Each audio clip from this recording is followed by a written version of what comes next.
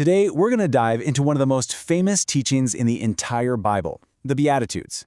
But here's the thing, we're going to look at them in a totally new way, through the lens of our source, A Handbook for Disciples. It frames them not just as a list of nice ideas, but as a practical, step-by-step map for our own spiritual growth. So here's our plan. We'll start by talking about the conflict that kind of sets the stage for all this. Then we'll zero in on where the real battle is fought. After that, we get to the good stuff, unveiling the growth map itself, walking through some key stages, and finally, figuring out the true goal of this whole journey. All right, so to kick things off, the handbook we're looking at starts by tapping into a feeling that, let's be honest, a lot of us have probably felt, this sense of deep moral and cultural turmoil. And this quote, man, it just nails that feeling, doesn't it? It's talking about that disconnect when you feel like the world's values are just completely at odds with what you believe. But what's so powerful is that the source validates this feeling and then, almost immediately, completely reframes the whole conflict. And this is the huge pivot the source makes. It says, hold on, this isn't a culture war against other people. No, the real struggle is spiritual. And that means we need a totally different strategy, a whole new way of looking at the battlefield. So, if the big battle isn't out there in culture or politics, then where is it? Well, the answer to that question is really at the heart of this whole framework. You see, the source makes this really interesting point that while political action has its place, it can protect people, it can push back on evil, its power is really, really limited. And the reason is simple, and it's laid out right here. Politics can't change the human heart. According to the handbook, that's work only the Spirit can do. And that's really the key, right? The mission isn't about winning arguments or defeating opponents. The focus flips inward. The real work, the real battle, is about your spiritual growth and living a life of faithfulness that hopefully draws others in. Okay, so this brings us to the core tool the handbook offers for this internal journey. It's what it calls a growth map, and it's something that, according to the source, has been hiding in plain sight this whole time. And this is the central idea. Instead of just a list of things to be, the handbook says, no, think of the Beatitudes as a step-by-step path. Each stage actually builds on the one before it, creating what the source calls a ladder of spiritual maturity. So here it is, the whole map, all 8 stages laid out. And you can see the progression, right? It starts with the absolute foundation, being poor in spirit, and then it logically moves through mourning and meekness, all the way up to becoming a peacemaker and even being ready to face persecution.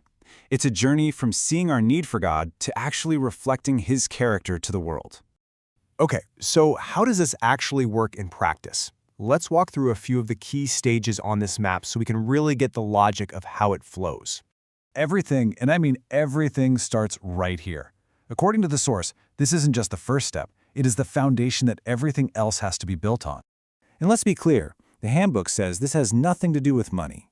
This is about recognizing our spiritual bankruptcy, that moment of total honesty when we admit we are completely and utterly dependent on God. This humble posture is presented as the very doorway into the kingdom of heaven. And see, you can already feel that logical flow, can't you?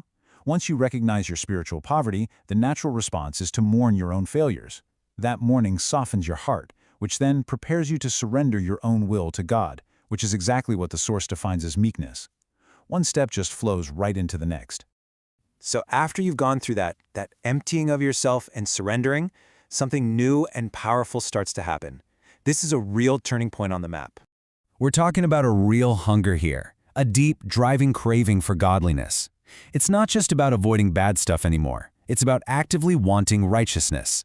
And the promise attached to it is huge. God, who gives you that hunger, promises He will be the one to satisfy it. And once you're filled up, well, now you're finally equipped for the next stage, showing mercy to others. All right, let's fast forward a bit to one of the later stages, because this is where you really see how it all clicks together.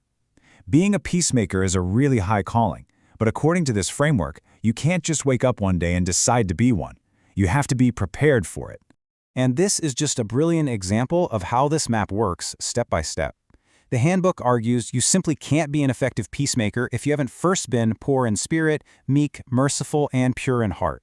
Why? Because those earlier stages strip away all the pride and selfishness that get in the way of real peace. It's only then that you can truly act like your Father, the ultimate peacemaker. So what's the big picture here? What's the main takeaway when we stop seeing the Beatitudes as a checklist? and start seeing them as a map for a lifelong journey. You know, one thing I love is how realistic the source is about all this. It's not some smooth, easy climb to the top. It's a hard road. It's a journey where progress, not perfection, is the goal. It's all about getting back up and just continuing the journey. Okay, and this next point is absolutely crucial.